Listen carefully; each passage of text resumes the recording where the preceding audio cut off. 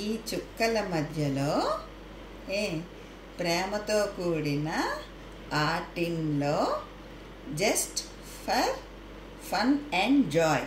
ఈ మధ్యలో కుసుమం అంటే కుసుమ తాలూకా గ్రూప్ మాట ఇది. ఈరోజు హ్యాపీ యానివర్సరీ.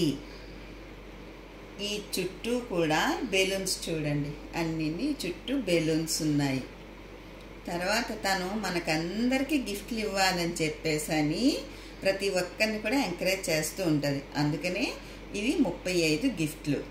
సరే, ఈరోజు ఫుడ్ కదా, ఏంటేంటి మనం తినాలని అనుకున్నాము కదా.